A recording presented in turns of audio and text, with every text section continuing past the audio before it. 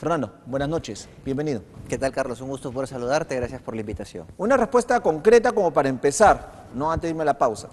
¿Se le van acabando las opciones al señor Fernández y le espera el banquillo de los acusados y tal vez una prisión más adelante? Sí, ya parece que la jueza está tomando cartas en el asunto.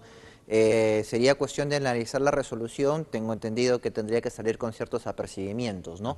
A fin de evitar futuras dilaciones, porque ten en cuenta que ya se ha excluido al abogado precisamente por estar incurriendo en este tipo de acciones ya sumamente dolosas, evidentes, con el afán de evitar el juicio. Entonces, que también lo ha hecho en el municipio de Trujillo. Vamos a conversar con él, de este caso, con el abogado Fernando Calderón.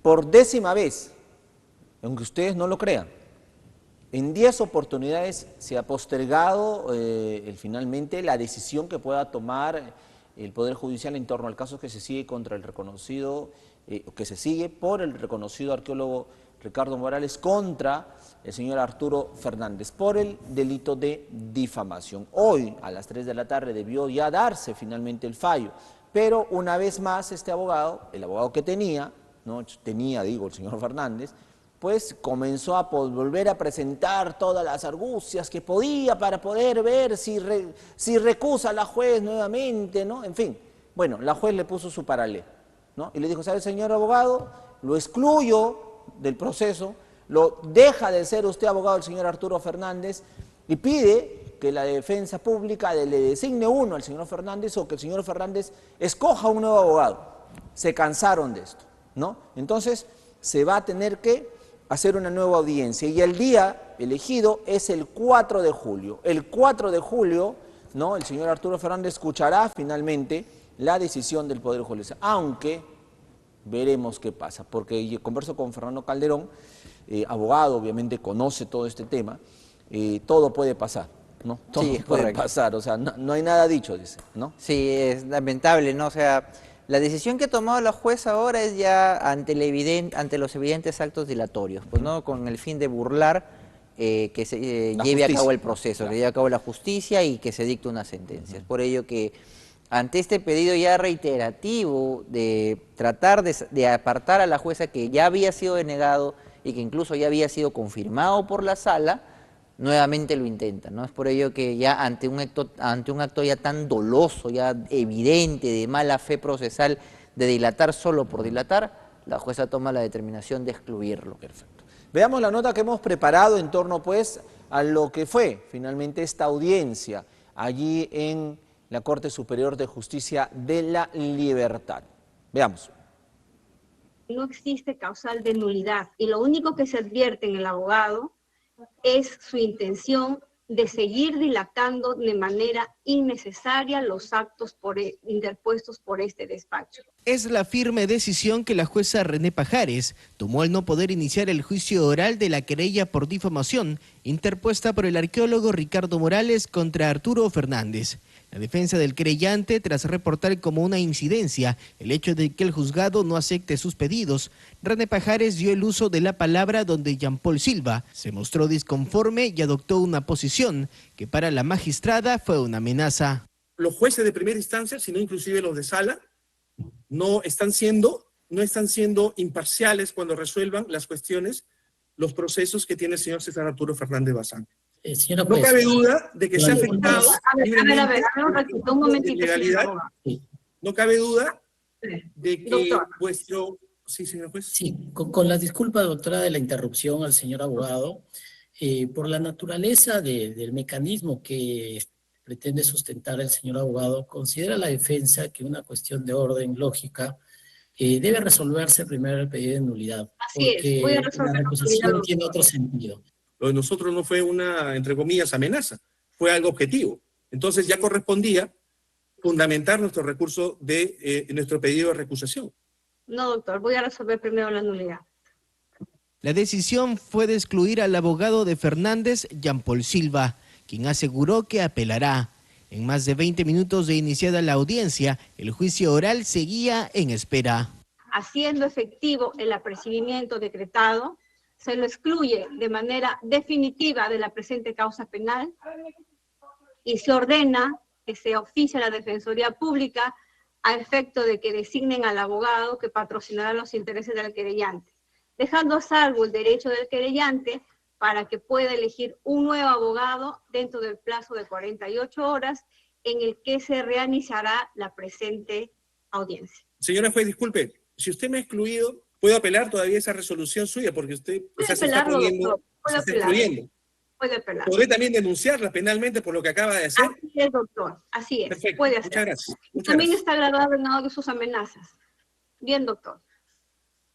No es una amenaza, es una acción que voy a proponer. Muy bien, doctor. Está en todo su derecho.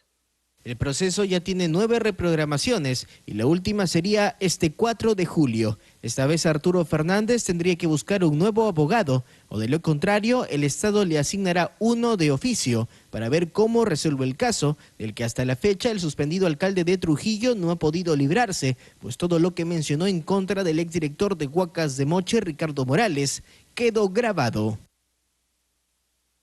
Bien, eso es lo que ocurrió el día de hoy en esta audiencia, imágenes obviamente exclusivas las que les presentamos. Pero, doctor Fernando Calderón, con quien conversamos esta noche, permítame, vemos la actitud del abogado, ¿no? Usted es abogado, o sea, un abogado puede expresarse así ante una magistrada, no, bueno, voy a apelar, no, entonces también la voy a denunciar. O sea, se supone que están en una audiencia, ¿no? En una judicatura. Para empezar, siempre tiene que existir un respeto, ¿no? Querrámoslo o no querrámoslo, sea de nuestro agrado o no sea de nuestro agrado el juez, sus decisiones, los medios impugnatorios siempre tienen que interponerse dentro de la línea del debate.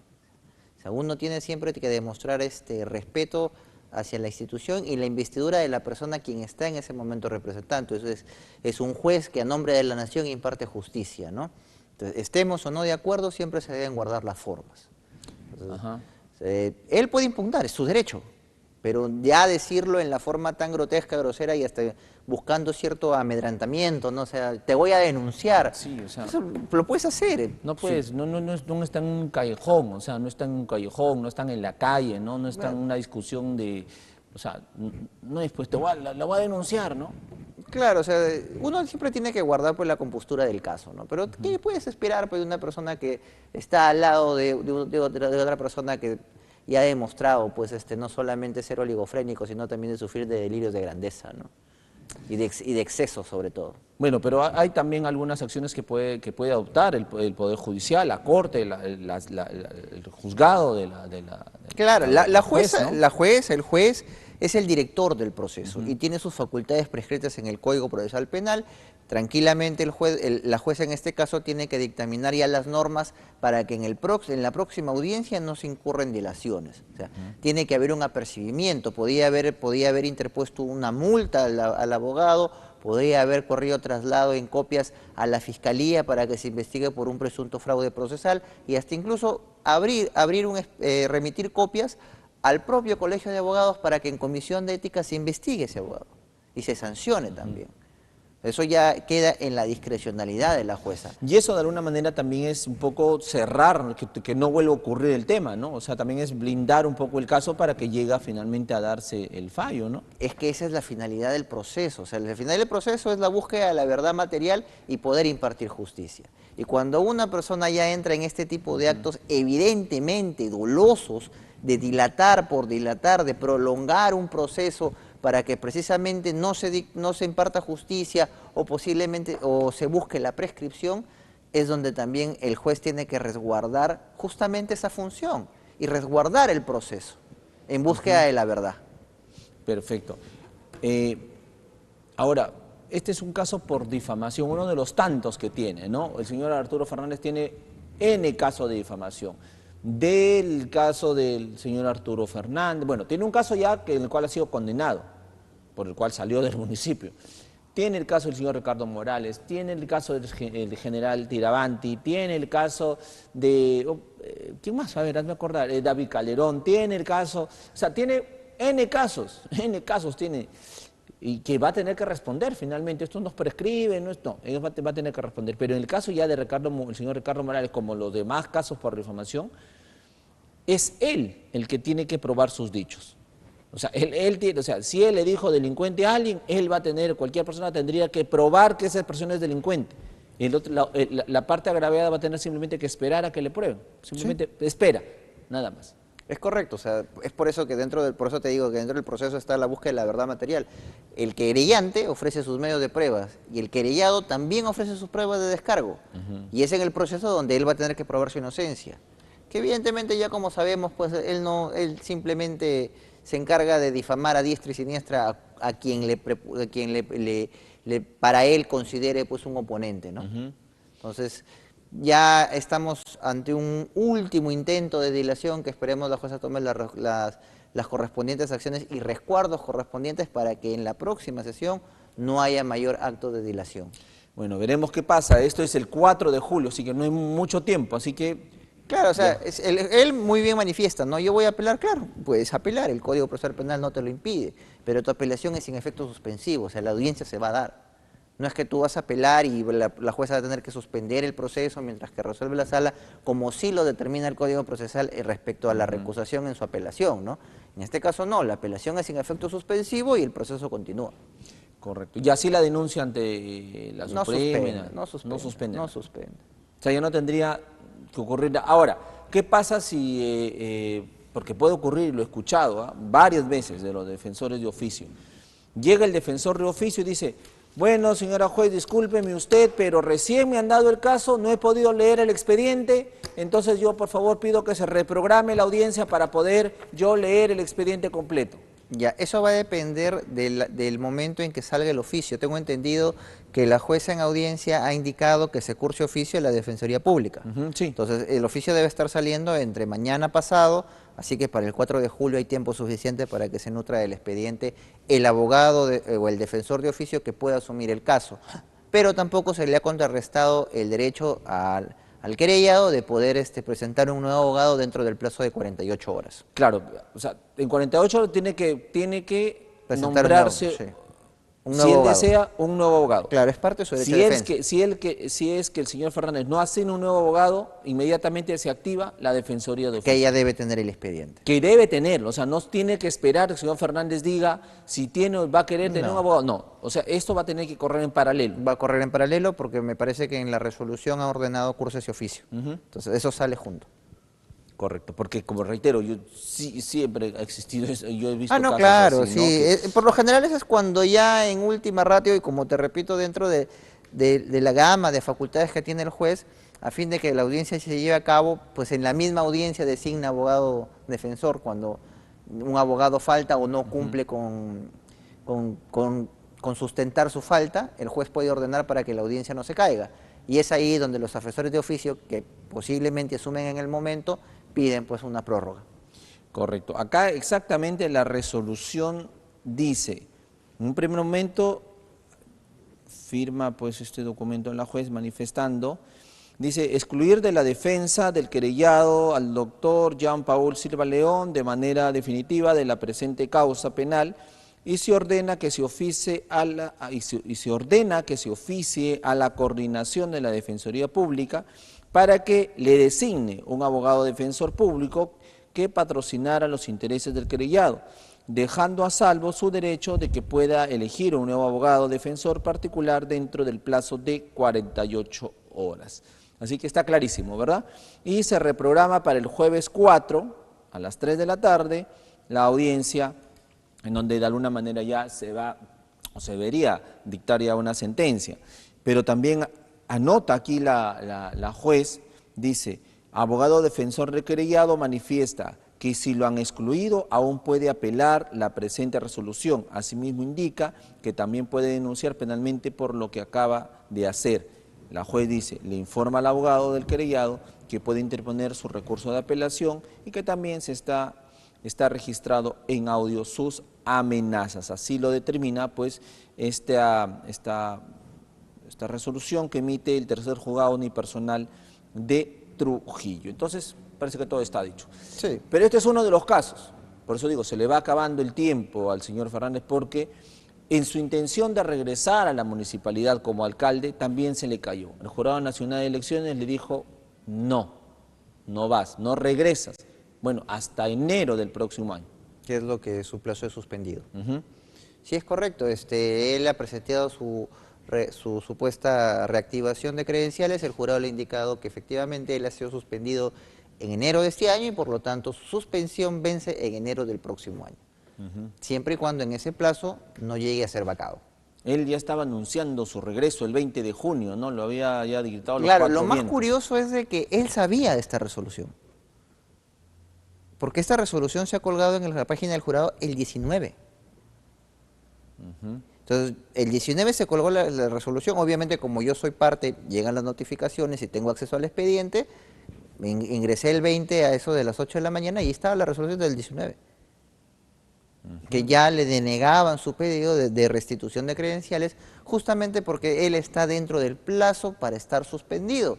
Y el propio jurado le indica mientras su situación jurídica no cambie, ¿correcto? Esas palabras de que mientras su situación jurídica no cambie es o que se anule su sentencia o revoquen su sentencia, que lo puede hacer la Corte Suprema, o ya quede firme y consentida, ¿no? Que en este caso sería pues resolviéndose su queja de derecho que tiene ya programada a vista de la causa el 11. Pero el 11 de julio. es curioso porque si bien es cierto, esta queja que presentó lo salvó de la vacancia, esa misma queja le está impidiendo regresar al municipio. Claro, ¿no? O sea, pero es que de alguna manera, o sea, hay que ser sinceros, o sea, la resolución que emite el jurado este año, sin que haya estado el doctor Salas Arenas porque no estaba presidido, es una resolución completamente oscura, bastante ambigua, y hasta podría decirte de una interpretación sumamente antojadiza, porque un mismo caso, con los mismos parámetros, con los mismos supuestos, con los mismos medios de prueba, en julio del 2011 se resolvió de una manera distinta, vacando a una autoridad cuando tenía una queja de derecho en trámite. Tal cual, el mismo supuesto. Pero para este año, el jurado, obviamente sin la presidencia de Salas Arenas, o el doctor Salas Arenas, que estaba de periodo vacacional, si no me equivoco, sin mayor análisis, tú has leído la resolución, no sustenta absolutamente nada, simplemente ponen un copy-pega de la página de la Corte Suprema, indican que hay una queja, listo. Por lo tanto, mientras no se resuelva la queja, infundada la apelación hasta que su situación jurídica cambie. Lo mismo. Entonces, la queja que supuestamente a él le dio el salvavidas para tumbarse la vacancia, ahora retoma pues revuelo para la fecha del 11. perfecto. El 11 parece que todo, o sea, en una situación normal y en un Estado de Derecho, parece que la decisión ya está. Claro, más es que clara, ¿no? la misma Corte Suprema ya ha desarrollado los criterios respecto a cómo resolver en los delitos por, contra el honor, especialmente en difamación. El año pasado ha publicado criterios vinculantes sobre ello. Entonces la Corte Suprema sí respeta sus pronunciamientos, respeta el principio de uniformidad. Ahora, no va a haber el fondo del tema. No va a haber Acá el es simplemente a revisar un tema netamente de requisitos de procedibilidad, nada más. Procedimientos. Claro, pero en este caso, para él, o sea, para que él pueda acceder a la Corte Suprema, como también la Corte Suprema ya lo ha establecido, es a través de una casación extraordinaria de desarrollo jurisprudencial. Pero como te repito, ya la Corte Suprema ya ha desarrollado hasta en demasía los criterios jurisprudenciales respecto al delito de difamación. O sea, no hay más que desarrollar. Honestamente, dentro del principio de uniformidad procesal, esa queja siempre estuvo condenada al fracaso. Perfecto, pero la vacancia no salió. Y para volverse a reactivar la vacancia, no es que el jurado retome el caso nuevamente. No. Borrón y cuenta nueva. Correcto. Es así. ¿Sí? O sea, va a tener que iniciarse todo otra vez. Ya se inició. Cuéntame eso. El día miércoles pasado se le venció a él el plazo de 5 días para presentar sus descargos ante el nuevo pedido de vacancia, que en esta ocasión lo estoy solicitando yo, ya no como abogado, sino como administrado, a fin de evitar el tema de la triple identidad, pues, ¿no? Porque ya el señor, ya el expediente resuelto por el señor Vera ya fue resuelto, ya está archivado, tiene que activarse con un nuevo administrado, en este caso yo estoy asumiéndolo como administrado, ya se le venció el plazo y ya también nos notificaron de la municipalidad que el día 1 de julio tenemos la sesión de consejo. ¿El 1 de julio ya? Sí, el 1 de julio, el lunes 1 de julio. Ya va a haber una sesión de consejo especial para ver el tema de la vacancia. Para ver el tema de la vacancia. Y allí lo ideal es que te denieguen. Sí. ¿O que te lo pongan a favor? O la gente dirá, pero ¿por qué lo van a denegar la vacancia si eso es lo que estás pidiendo? Bueno, el Consejo imagino que se avalará en sus mismos argumentos de siempre y lo más idóneo y lo que espero como resultado es que se deniegue. Es lo más rápido. Sí. Porque si lo aprueban... Si lo aprueban, habilitarían podrían una habilitar reconsideración. Exacto, podrían apoyar a ciertas dilaciones que ya en este punto resultan innecesarias. O sea, si te lo aprueban, la vacancia, aunque suene amigos un poco contradictoria, si se aprueba la vacancia que se ha solicitado ya en esta nueva vacancia contra Fernández, que va a ser el 1 de julio, el lunes 1 de julio, para que entendamos, ¿no? O sea, si se aprueba esta vacancia, si los regidores por mayoría o por unanimidad aprueban la vacancia, eso va a significar alargar el proceso, porque va a tener de ahí, después de algunos días, verse una reconsideración, ahí se va a presentar otro nuevamente y así vamos alargando el tema, ¿no?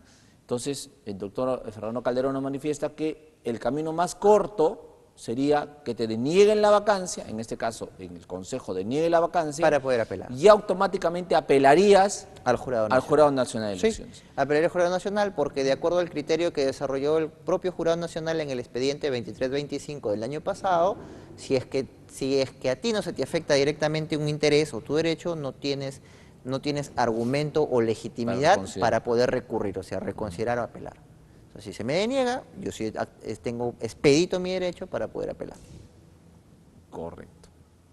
¿Y de ahí cuánto tiempo debería pasar? Bueno, de ahí empiezan nuevamente los plazos. Claro, oye, ahí pues la municipalidad, pues dentro de sus plazos que son un poco elefantiásicos, porque son lentos, mientras redactan el acta, verifican que todo esté bien, buscan a los regidores para que firmen el acta, porque tú sabes que ellos tienen que ir a sus domicilios a firmar, a veces están, a veces no están. Se puede, entre que salga el acta y el acuerdo del Consejo, tranquilamente pues pasará una semana, 2 semanas, ¿no? Porque no hay plazo, o sea, perdón, no hay mucho margen. Hablamos de enero 2025.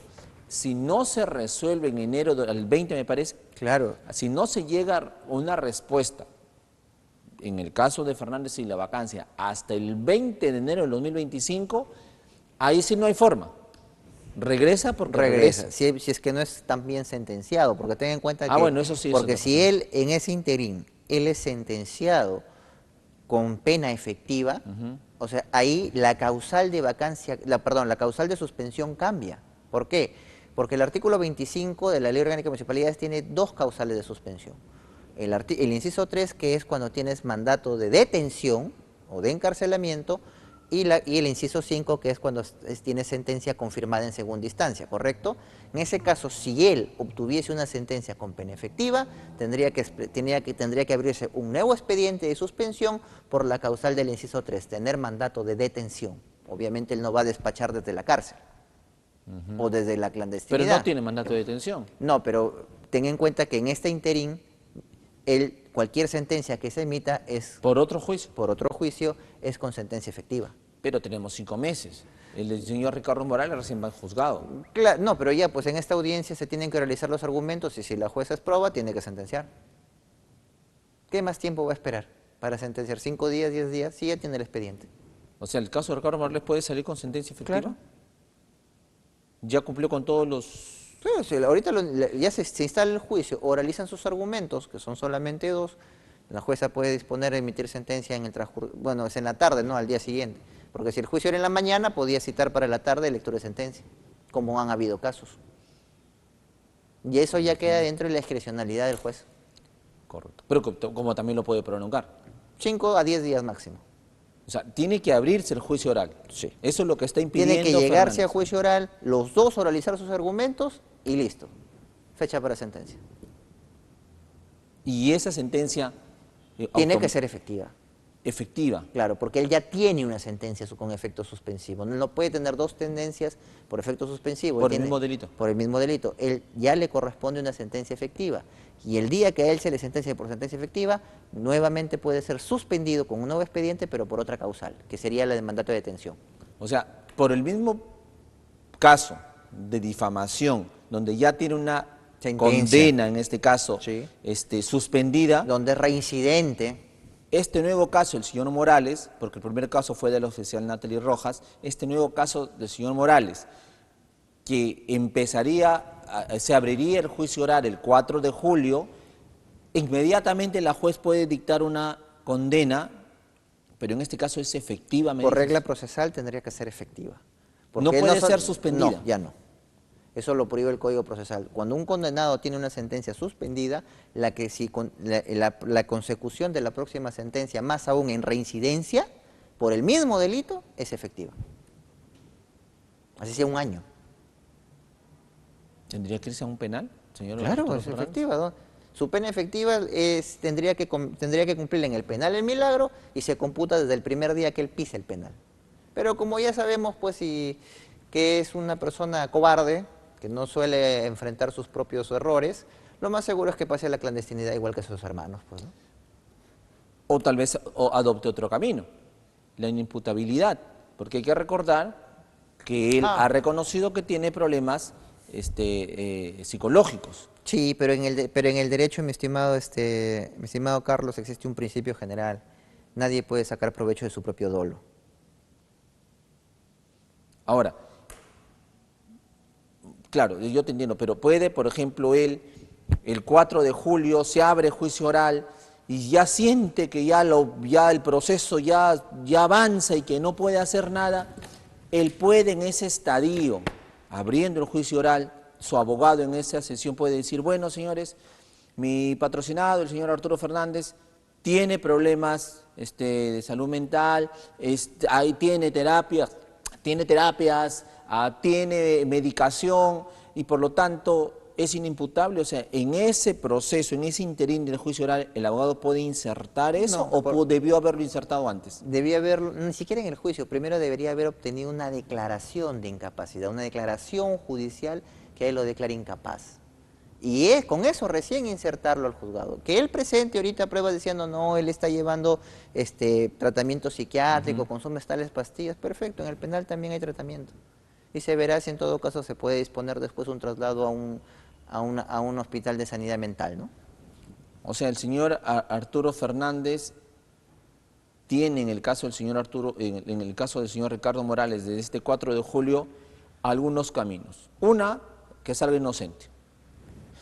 Un poco complicado, pero puede pasar. Puede pasar. Lo otro es que intente declararse inimputable. Pero no le da el plazo. Ya no le da el plazo, como dices tú, la juez puede decir, ahí también puede tener tratamiento en el penal. Y lo otro es que pase la clandestinidad. Igual que su hermano. Igual que su hermano. Pero en cualquiera de los dos escenarios, yendo al penal o pasando a la clandestinidad, se activa nuevamente una nueva suspensión, que en este caso sería por mandato de detención. Claro, luego ya que se dicte este dato, ya empieza la suspensión y eso correría solo. Claro, pero igual sigue subsistiendo la causal de vacancia, pues, ¿no? Que dependiendo de lo que se resuelve el día 11, sabremos a qué puerto llegamos. Pero claro, del 11 también podría. Claro. Ahora, ¿qué pasa si el día 11, porque ese es el otro escenario también, qué pasa si el día 11 la Corte Suprema decide regresar, o sea, admitir todo y regresar a foja cero o a un estadio X hacia atrás el caso de... Acá lo que simplemente va a resolver la Corte Suprema es determinar si está bien o no la declaración de inadmisibilidad. Si dice que no, lo único que va a hacer es admitir y va a tener que resolver la casación. Nuevamente. No, resolver ellos la casación, porque ya la tienen. Ah, bueno. Simplemente pasa que resuelvan. Pero en el caso de que ellos digan no, simplemente ahí quedó. Claro. Pero el hecho de que se retraiga todo hasta la casación... bueno, conociendo los plazos del propio Poder Judicial, tranquilamente pues puede pasar un buen tiempo. Y ahora esa casación puede salir a favor de él también. O sea, porque le deja la puerta... Claro, deja la puerta abierta, pero como te repito, ya la Corte Suprema ha zanjado los criterios jurisprudenciales. Entonces, esperar fechas claves, 4 de julio en el primer momento, el primer estadio, y el 11 de julio el segundo estadio, aunque antes tenemos un 1 de julio, que es la sesión en donde se verá, a ver si en sesión de consejo se ve el tema del pedido de vacancia. Sí. Fernando, te agradezco muchísimo. A ti, Carlos. Excelente escenario que nos has dado, me refiero a lo bien explicado que ha sido. Gracias. Muchísimas Carlos. gracias. A ti.